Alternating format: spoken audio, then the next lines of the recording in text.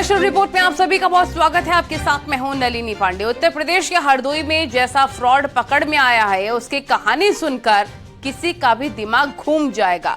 एक battery rickshaw चलाने वाले ने नई बैटरी के लिए लोन लेना चाहा तो बैंक ने वेरिफिकेशन किया और तब मालूम चला कि उसके नाम तो पहले से एक कंपनी है जो कि इस साल 6 करोड़ रुपए कमा चुकी है और 6 करोड़ की कर्जदार भी है। रिक्शा चालक फ्रॉड नहीं था, उसके साथ तो फ्रॉड हुआ था। और चौंकाने वाली बात तो तब हुई जब पता लगा कि इस रिक्शा चालक जैसे कछौना कस्बे में 40 लोग और भी हैं। ये पूरा मामला क्या है, रिपोर्ट में देखिए।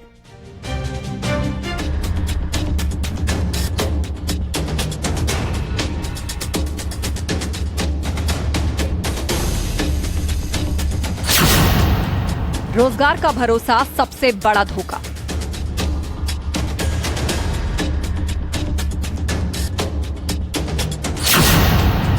फंस गए बेरोजगार, 2 ठग 40 शिकार।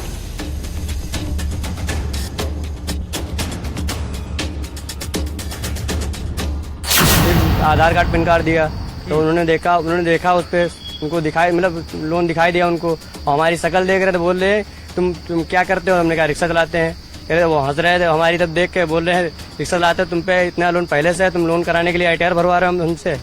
तो इसलिए हम बहुत। कितना लोन पहले से? 5 करोड़ 92 लाख रुपए। उत्तर प्रदेश का हरदोई और हरदोई का कस्बा कछौना इन दिनों एक ठगी की बड़ी घटना को लेकर चर्चा में है। यहाँ एक साथ 40 बेरोजगार लोगों को ठगी का शिकार बनाया गया है। ये कोई 1 या 2 दिन का काम नहीं, बल्कि कई सालों से लगातार चल रहा है और ठगी भी लाख 2 लाख की नहीं बल्कि करोड़ों में है। अहम बात ये कि जिन लोगों के नाम पर ये फ्रॉड का पूरा खेल रचा गया, उनमें कोई ई-रिक्शा चलाता है तो कोई छोटी मोटी नौकरी करता है और ज्यादातर तो बेरोजगार ही हैं। लेकिन इनमें हर किसी के नाम पर एक बड़ी फर्म का रजिस्ट्रेशन है, हर किसी पर करोड़ों की GST बाकी है और जो कंपनियां इनके नाम पर खोली गई हैं, उनका टर्नओवर भी करोड़ों में है। हरदोई जिले के कछौना कस्बे में लोगों के साथ ठगी का एक बड़ा मामला प्रकाश में आया है। यहाँ पर लोगों से आधार और पैन कार्ड नौकरी के नाम पर मांगे गए, फिर उनके आधार और पैन कार्ड का गलत इस्तेमाल करके तमाम तरीके की फर्म बनाई गई। उन फर्म पर लोन लिया गया, GST नहीं चुकाई गई, जिसके बाद करोड़ों रुपए की देनदारी अब इन युवकों के कंधों पर है।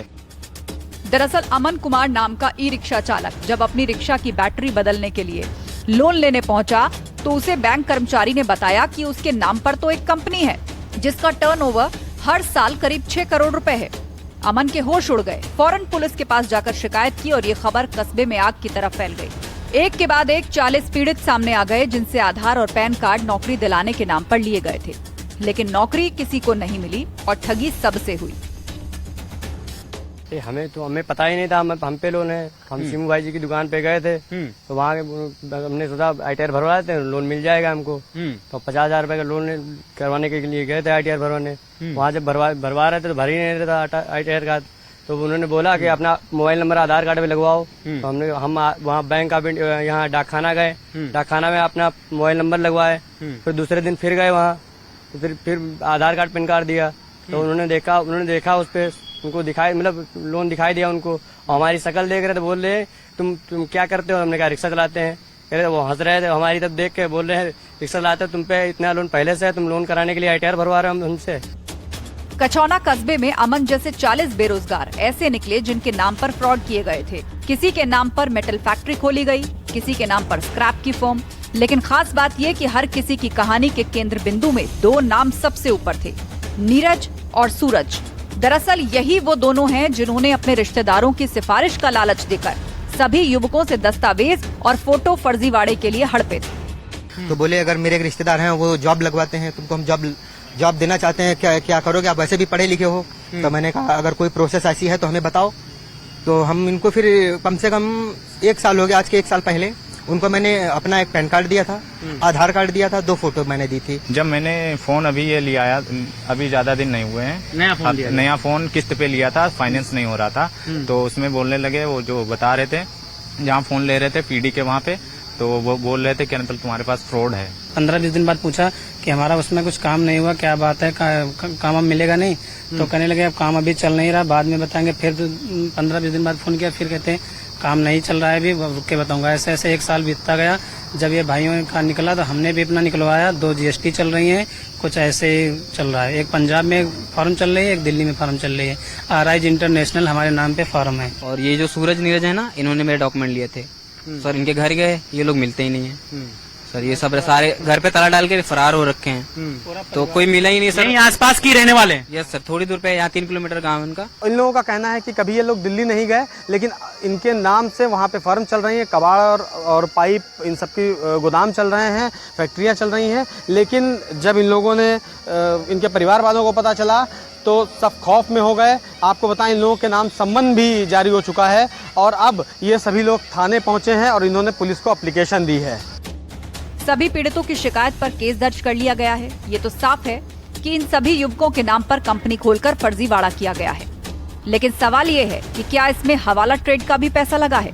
क्योंकि इतने बड़े पैमाने पर ठगी का खेल हो ना हो, ब्लैक मनी के जाल से जरूर जुड़ा होगा, जिस जाल को इन युवकों के दस्तावेजों से बुना गया और फर्जी कंपनियों के नाम पर ब्लैक मनी से ट्रेड किया गया, ताकि अगर खेल पकड़ में आए तो पुलिस की सुई इन बेरोजगार युवकों तक घूमकर रुक जाए। ये भी तय है कि जिस नीरज और सूरज का नाम सामने आया है वो भी एक मोहराभर हो और फ्रॉड का ये खेल कोई बड़ा खिलाड़ी खेल रहा है।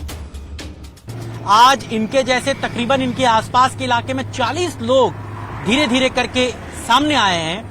जब लोगों को यह पता चला कि इनके नाम पर इतनी फॉर्जरी हुई, इनके नाम पर इतनी फॉर्जरी हुई, तो उन्होंने भी जब अपने दस्तावेज चेक कराए तो मालूम ये पड़ा कि उनके भी अकाउंट में GST बकाया है। इस तरीके की तमाम फर्म चलाई गई, उन पर जो GST है वो बकाया है। फिलहाल जो दोनों लड़के हैं वो घर से भागे हुए हैं। पुलिस उनकी तफ्तीश में जुटी हुई है, उनको पकड़ने के प्रयास किए जा रहे हैं। हालांकि हरदोई के कछौना का ये मामला लखनऊ, दिल्ली और तमाम दूसरे बड़े शहरों तक फैला हुआ है। ये जाल कहां तक फैला हुआ है, इन तमाम बिंदुओं पर पुलिस जांच कर रही है। और देखिए इसकी जद में कितने लोग आते हैं। हरदोई में सहयोगी आशीष के साथ कैमरामैन उपेंद्र, मोहम्मद शबाब, न्यूज़ 18 हरदोई।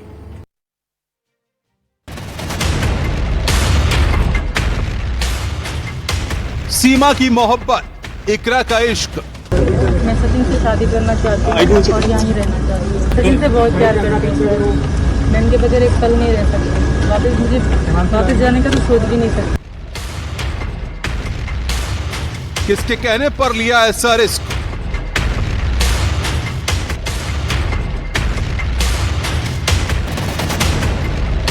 प्यार है या है कोई पाकिस्तानी धोखा?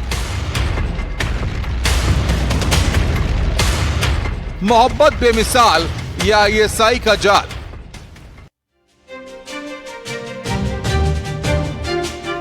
तो ISI पाकिस्तानी हसीनाओं के जरिए साजिश का जाल बुनती है, जासूसी का जरिया बनाती है, ये तो सब जानते हैं।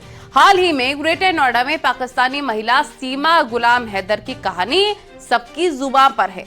एक महिला अपना घर परिवार, पति और देश सब कुछ छोड़कर दुश्मन कहे जाने वाले देश पहुंच जाती है और इसकी वजह है एक ऑनलाइन गेम में हुआ इश्क। क्या इस पर आसानी से यकीन किया जा सकता है? जांच एजेंसियां सीमा की सच्चाई भी खंगालने में लगी हुई हैं कि वो रांची की हीर है या फिर ISI की हूर है। ये रिपोर्ट देखिए।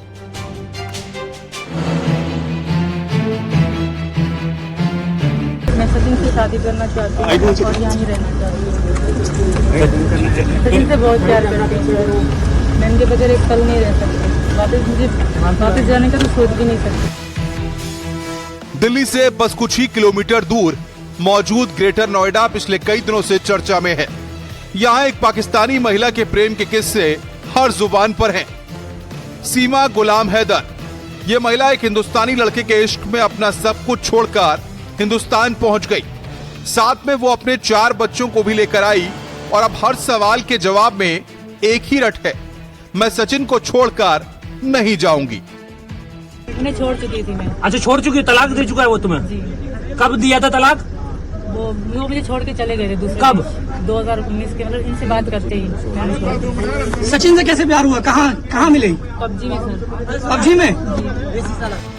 इस पाकिस्तानी महिला की बातों को सुने तो पहली नजर में ये इश्क में पागल दिखाई देती है, लेकिन चीजें इतनी भी सुलझी हुई नहीं है।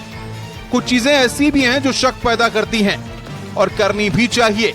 क्योंकि सीमा जिस देश की नागरिक है, उस देश की खुफिया एजेंसी आईएसआई हमेशा से ही भारत में फसाद और अस्थिरता के लिए किसी भी हद तक गिरने की कोशिश कर सकती है। खैर, सबसे पहले आपको बताते हैं कि आखिर सीमा गुलजार हैदर है कौन। नाम सीमा हैदर, उम्र 27 साल, देश पाकिस्तान, गुनाह बिना वीजा भारत में घुसपैठ।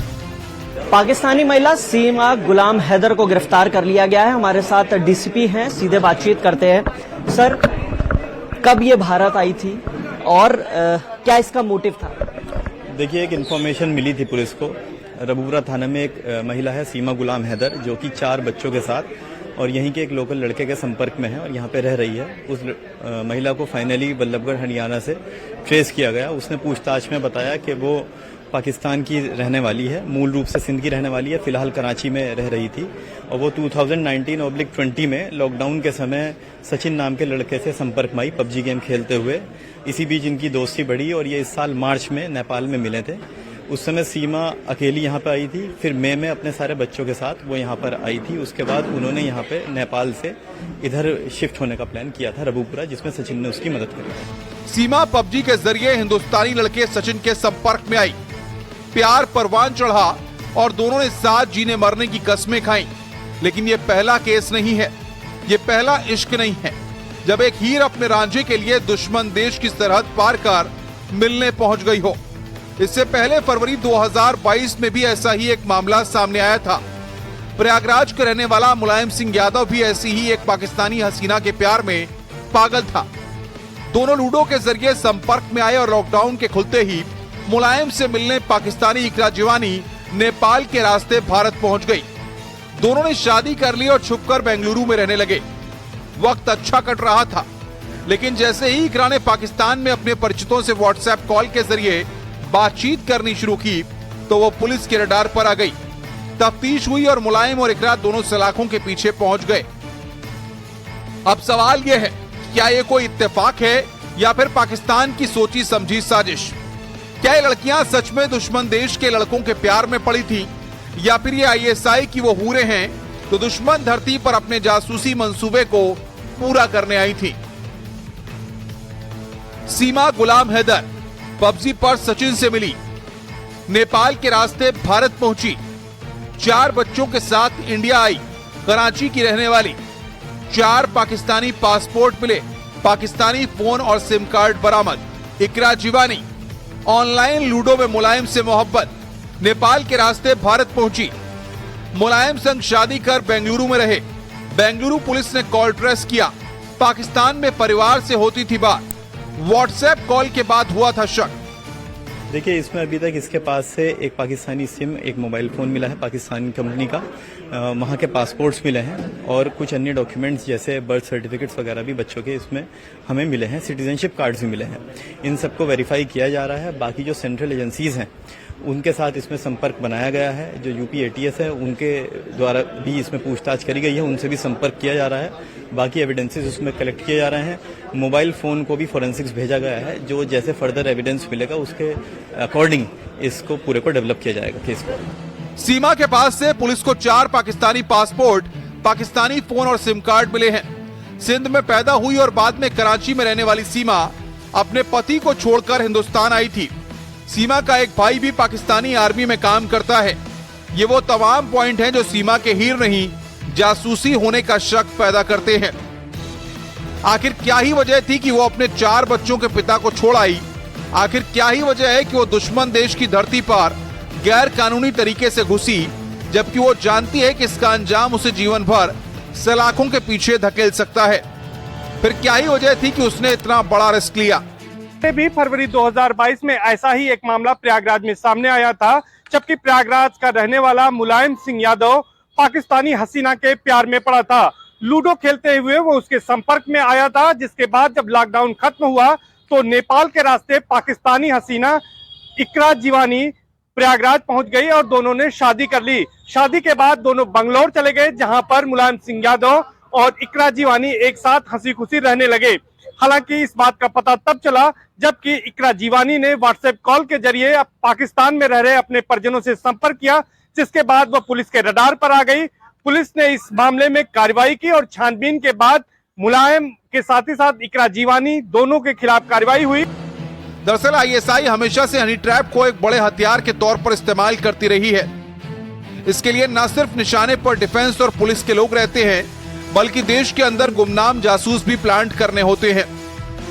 हाल ही में उत्तर प्रदेश पुलिस की तरफ से एक एडवाइजरी प्रदेश भर के अफसरों के लिए जारी की गई थी, जिसमें पाकिस्तान के 14 सोशल मीडिया प्रोफाइल्स का ब्यौरा दिया गया था और उनसे हर कीमत पर दूर रहने का निर्देश था। दरअसल ये प्रोफाइल्स जिन लड़कियों के थे वो पाकिस्तानी खुफिया एजेंसी के ऑपरेटर हैं, जिनका काम हिंदुस्तानी अफसरों को हुस्न जाल में फंसाकर खुफिया इंफॉर्मेशन हासिल करना था। ऐसे में सचिन या फिर मुलायम जैसा कोई भोला भाला कम पढ़ा लिखा एक आसान और परफेक्ट टारगेट हो सकता है, जो एक खूबसूरत हसीना के लिए अपना सब कुछ गवाकर उसके पास आ जाने को सच मान लेगा। वो ना ज्यादा सवाल पूछेगा, बात भी मानेगा और जरूरी हुआ तो उसे रास्ते से हटाना भी काफी आसान होगा, क्योंकि वो खुद ही अपनी प्रेमिका के सच को छुपाने के लिए खुद झूठी जिंदगी जी रहा होगा। तो क्या सचिन और मुलायम कोई रांझा नहीं, बल्कि महज मोहरे हैं, जो आईएसआई की तेज तर्रार जासूसों का अनजाने में साथ दे रहे थे। जब पुलिस को भनक लगी तो पुलिस ने दबिश देना शुरू किया, लेकिन उससे पहले पाकिस्तानी महिला अपने प्रेमी और 4 बच्चों के साथ फरार हो गई। हालांकि पुलिस ने अपनी पीठ थपथपाई और जल्द ही महिला की गिरफ्तारी कर ली। इसके अलावा उसके प्रेमी, जो ग्रेटर नोएडा के रबुपुरा क्षेत्र में रह रहा था, सचिन, उसको भी गिरफ्तार किया और साथ ही सचिन के पिता को भी गिरफ्तार किया। लेकिन आपको बता दें, इस बीच एक बड़ा सवाल यही उठ रहा है कि आखिर बॉर्डर सिक्योरिटी फोर्सेज और इंटेलिजेंस क्या कर रहा था। कैमरामैन जगदीश गौतम के साथ हिमांशु शुक्ला, न्यूज 18, गौतम बुद्ध नगर। तो सीमा और इकरा की लव स्टोरी कहें या फिर स्पाई स्टोरी, एक जैसी ही है। दोनों ही पाकिस्तानी हैं, दोनों ही ऑनलाइन गेम में प्यार में पड़ी और दोनों ही पाकिस्तान में सब कुछ छोड़कर नेपाल के रास्ते भारत आई। लेकिन सवाल यह है कि आखिर वो कौन सा रास्ता है जो बिना कागजात किसी पाकिस्तानी नागरिक को इंडिया में सेफ एंट्री दे रहा है। देखिए।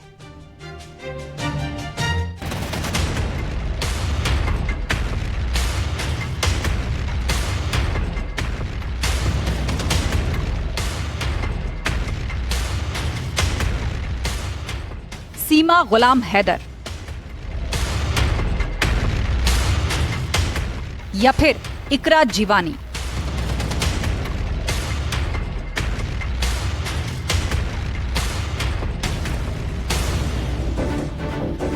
ये दोनों ही लड़कियों का सिर्फ पाकिस्तानी होना ही कनेक्शन नहीं है, बल्कि इन दोनों के बीच लव स्टोरी भी एक जैसी ही है और फिर दोनों का पकड़े जाने का तरीका भी वैसा ही है।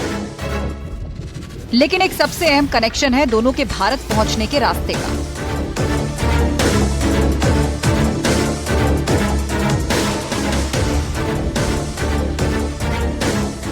दरअसल सीमा और इकरा दोनों ही पाकिस्तान से पहले नेपाल पहुंची, क्योंकि नेपाल और पाकिस्तान के बीच आवाजाही वैसी ही आसान है जैसी भारत और नेपाल के बीच। इसके बाद दोनों ने अपने प्रेमियों से यहाँ मुलाकातें की, रूट को समझा और उसके बाद फाइनल रूट तय हुआ और दोनों नेपाल के जरिए भारत आए। इन्होंने एंट्री के लिए रूट उत्तर प्रदेश से जुड़े नेपाल बॉर्डर को चुना। दरअसल यूपी के कई जिले नेपाल के साथ सीमा साझा करते हैं। लखीमपुर, सिद्धार्थनगर और पीलीभीत में तो कई इलाके ऐसे हैं जो न सिर्फ जंगलों और खेतों से घिरे हैं, आप अंदाजा भी नहीं लगा सकते कि आप नेपाल में हैं या फिर भारत में। संभव है दोनों ने ऐसे ही एक रूट का फायदा उठाया।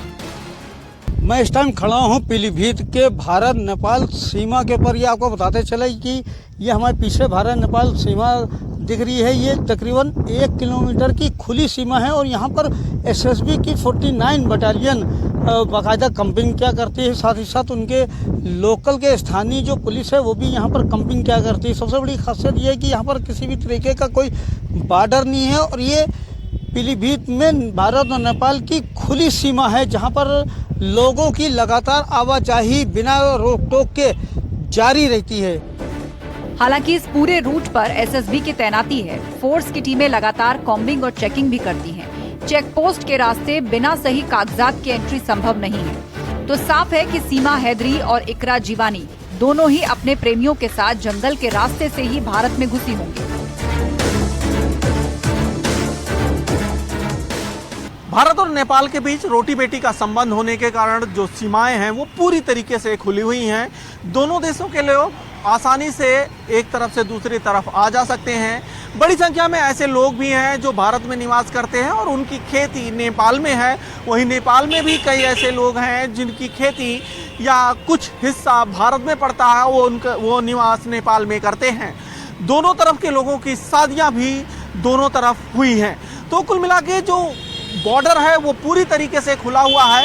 अगर हम महाराजगंज और सिद्धार्थनगर की बॉर्डर की बात करें तो ये बॉर्डर पूरी तरीके से खुला हुआ है। कुछ जगहों पे चेक पोस्ट बनाया गया है जहां पे अधिकृत तरीके से लोग प्रवेश करते हैं। वहां पे एसएसबी के जवानों के साथ साथ लोकल पुलिस और कस्टम विभाग के अधिकारी वहां मौजूद रहते हैं। अगर भारत से कोई व्यक्ति नेपाल जाता है तो उसको भरसाड़ बनवाना पड़ता है अगर वो अपनी गाड़ी से जाता है। भरसाड़ मतलब वहाँ का रोड टैक्स होता है और वो रोड टैक्स देने के बाद ही वो अपनी गाड़ी लेकर नेपाल में जा सकता है। आते वक्त कस्टम विभाग की टीम, एसएसबी की टीम चेक करती है और उसके बाद फिर वो भारत में प्रवेश करता है। पूरे बॉर्डर एरिया में आईबी और तमाम खुफिया एजेंसियां सतर्क रहती हैं। हर संदिग्ध इंसान पर पैनी नजर रहती है। इनपुट मिलते ही एक्शन होता है। शायद यही वजह है कि सीमा हैदरी सलाखों के पीछे है। लेकिन दूसरी तरफ ये भी साफ है कि ये रूट ऐसे लोगों के लिए सेफ पैसेज है जिसके जरिए आसानी से एंट्री मिल जाती है। चूंकि खुली बॉर्डर होने के कारण और खेतों में होने के कारण लोग आसानी से इस पार से उस पार हो जाते हैं, लेकिन जो लोकल इंटेलिजेंस है पुलिस का वो बेहद वहाँ पे मजबूत है। इसी के साथ आईबी की भी जो टीमें हैं वहाँ पे हमेशा सक्रिय रहती हैं। तो देश विरोधी अगर कोई व्यक्ति इन रास्तों से भारत में प्रवेश करने की कोशिश करता है तो वो वहीं पे धर लिया जाता है या प्रवेश करने के कुछ ही घंटों के अंदर वहाँ पे धर लिया जाता है। जो इंटेलिजेंस है पुलिस का, आईबी का, वो बेहद मजबूत है बॉर्डर पे। और इसीलिए अभी तक जितनी भी देश विरोधी गतिविधियां हुई हैं, अगर उसमें कोई भी शामिल व्यक्ति नेपाल के रास्ते भारत में प्रवेश करने की कोशिश किया है तो वो धरा जरूर गया है। इस समय नेपाल के रास्ते पाकिस्तान की कुछ जो मॉडल हैं, बिस्कन्याएं हैं, उनके भारत में आने की जो चर्चाएं चल रही हैं, अगर वो भारत में प्रवेश करती हैं तो कहीं ना कहीं उसका इनपुट लोकल इंटेलिजेंस पुलिस के पास और आईबी के पास मजबूत रहेगा। अखिलेश पांडे के साथ रामगोपाल द्विवेदी, नेपाल बॉर्डर।